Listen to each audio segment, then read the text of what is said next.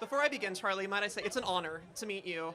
After like hearing about you for maybe like 5 years growing up, and like hearing all the negativity about you, I'm like, it's an honor to be here to get to meet you because just, I've always been a believer in like listening to what other people have to say. Um, and I just want to ask you a question: do you like the new name for the body of water that was formerly called the Gulf of Mexico? Oh. The Gulf of America.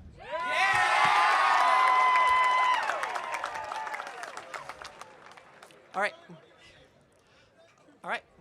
Do you also agree with the renaming of the mountain in Alaska that is known as either Mount McKinley or Denali? Do you agree of Donald Trump's renaming of, or I mean, I should say President Trump's renaming of that to back to Mount McKinley?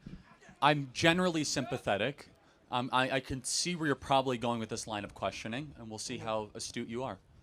No, I'm just curious to see what your opinion is. No, that's fine. There's it's a name, any. No, it's okay. There's a third question it. you could ask that would be pretty smart, but go ahead.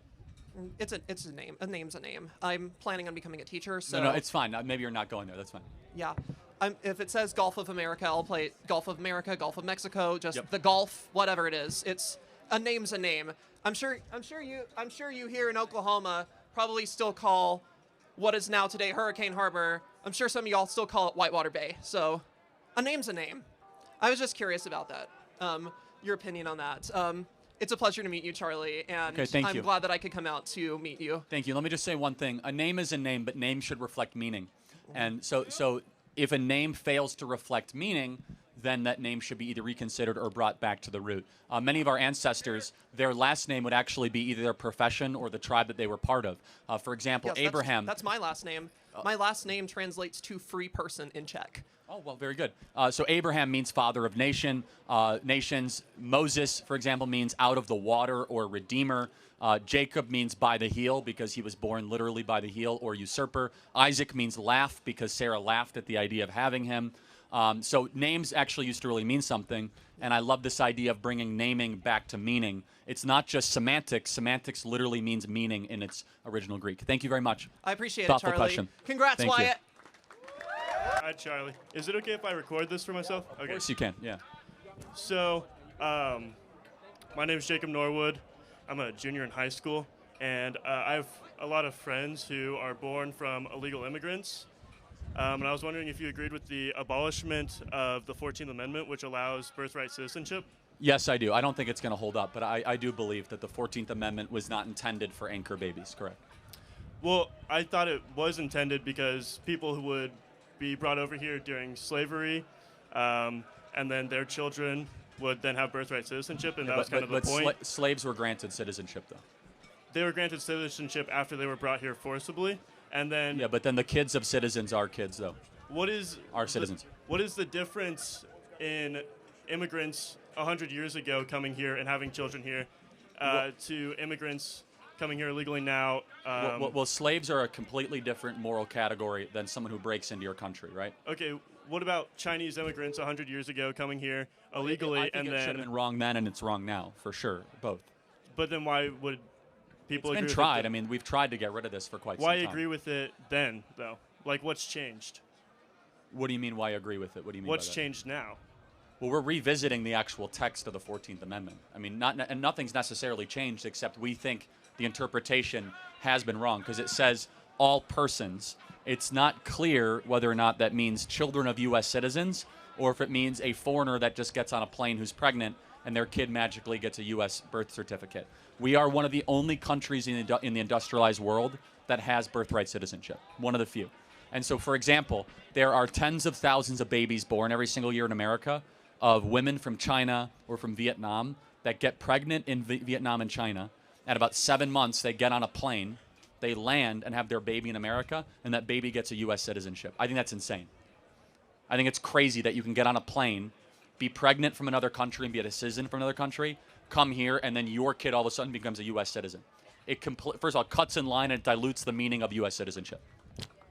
I still don't agree with you, but I know there's not a way I can change your mind. It's all good. Thank you. I did actually, I have one more question my dad wanted me to ask you.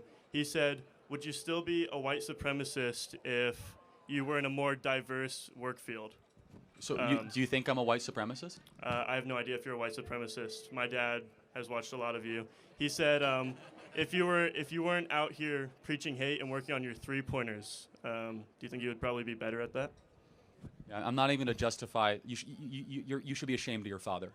I'm definitely not. My father's an amazing man. Yeah. He cares about American citizens. Your father and all peddles of their rights. lies. I'm not a white supremacist. Honestly, shame on him. For someone that runs an organization called Blexit, do you even know what Blexit is? I do not. It's literally, we employ 40 black Americans that work in Atlanta, Chicago, and Philadelphia, trying to improve the well-being of inner-city black America. What has your father ever done for inner-city black America other than call me a white supremacist?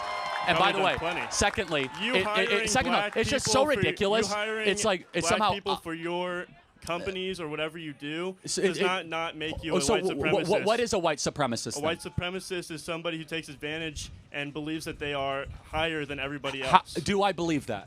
I have no idea. Okay, exactly. And so there's no evidence whatsoever, and yet people go around sloppily saying, you're a racist, you're a white supremacist. It is so destructive to our dialogue. It's destructive to us coming together as a country, and there's nothing to support it whatsoever. So thank you for your time, and shame on your father for peddling that crap. Okay. Well, first off, I just want to say thank you so much for coming to our city today. It means a lot from, I know, a lot of my peers, but also me as well. I kind of don't have a question for you, more of words of advice. As someone who's fixing to graduate college, I've been studying political journalism. It's been, ever since I was a little girl, that's been my main goal, is to become a political journalism. I just scored an internship, actually, to start off with, shadowing political journalists and everything. And I was super excited for it. I thought it was going to be my start to my journey of success. When I have come to find out majority of my peers and mentors or people I even looked up to in the office that I work at in the news station, they have told me since I am a Christian young woman that I probably won't succeed. And as someone who I've spent my whole life researching, dedicating my life to studying this, it's been very hard for me to continue to want to go into this field when I keep getting put down by the people that I look up to. So I kind of just wanted to ask you, like, I know you see so much and you read so much about yourself. Like, what keeps you to keep going and gave you that motivation to keep speaking your truth with your morals? Yeah, it's a great question. First of all, you will succeed in journalism if you just outwork the other people. Secondly, there's a lot of these journalists, they're not going to have jobs in 5 to 10 years. I mean, media is changing in real time. My advice to you is, first and foremost, there's a ton of communication directors' jobs for senators and congressmen. There's local news stations and more conservative ownership. You'll figure that out. Yeah. You have to silence and mute the noise and know what you are good at and follow your skill, regardless what people are saying, and then say yes to every single opportunity. If you outwork everybody as an intern, that will be noticed. That will then be rewarded, regardless of your political affiliation. And honestly, all that opposition should only make you want to fight harder, will make you stronger, and will make you a better person in your career in the future. So God bless you. Thank you so much, Charlie. It Appreciate means a it. lot. Thank you. I am a student at the University of Central Oklahoma. I have a liberal family, and it's not always easy, but I was going to ask you about immigration.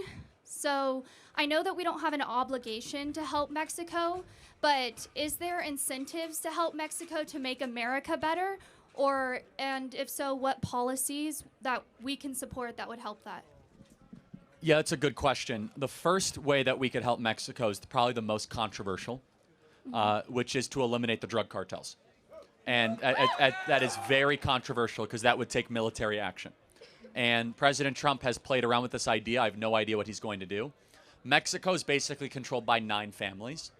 And most importantly, the Sinaloa drug cartel, which you guys might think that that's a foreign, distant problem. Almost everybody in this audience has probably lost a friend to fentanyl or somebody that deals with hard drug use. Almost all of that is produced by the Sinaloa drug cartel and is trafficked right up into communities in Oklahoma all across the state. So the best way we could help Mexico is not through giving them money or just cash. We've given them hundreds of billions of dollars over the last 30 years. The best thing I think we could do is targeted military strikes against the Sinaloa drug cartel and liberate them from their current captivity. Secondly, though, they're actively hurting our country.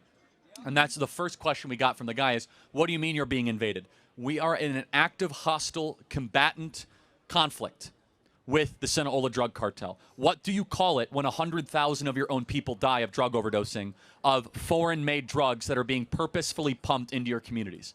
That's a poisoning of the country. And yes, everyone has agency and they make decisions, but they make it, first and foremost, a lot of people overdose now on drugs thinking they're taking a much lower level recreational drug that is laced with fentanyl. Now, you shouldn't do any drugs, guys, obviously, but unfortunately, we are seeing the intentional destruction, especially of working age young men in this country. The drug epidemic disproportionately is taking out young men in this country. And so that's what I think we should do to try to help Mexico. Thank you. Thank you. Appreciate it. Thank you. I'm totally against guns, but I understand the reason why some people need guns, and we can both agree that the wrong people get guns in their hands. But in some states, you don't need a background check for some guns. My question is, what law do you think should be passed to prevent the wrong people from getting guns? It's a good question. Let me ask you where you're coming from. Do you believe owning a gun is a right or a privilege? I think it's a privilege. Okay, so I think it's a right, and that's okay. Let me tell you why. I believe the right for a free people to be able to defend their family from foes, be able to defend their family from government potentially coming after them, is a right given to them by our Creator. It's not given by government. You do not have a free society if you can't have an armed society. That's just definitionally true.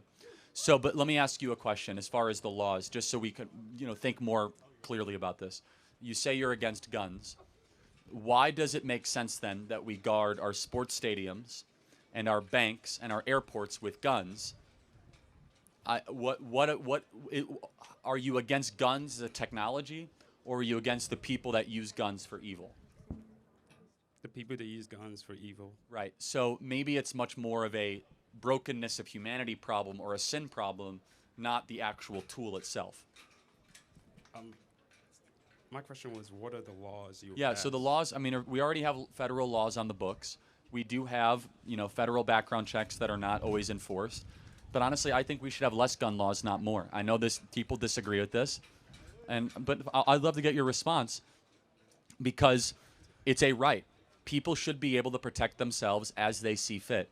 In states that generally have more guns, not less guns, like Houston, yes, you do have some more gun deaths amongst inner city gangs, but violent crime tends to go down.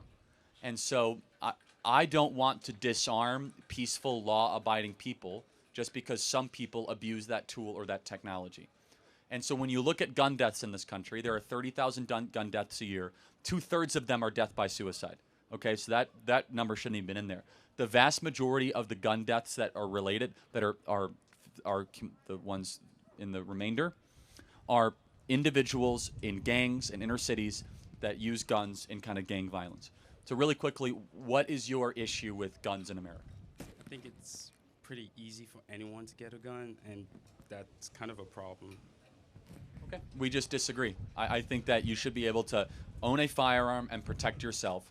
The minute that the government over-involves itself in the selection process of who can own guns and who can own firearms, we start to run into major issues.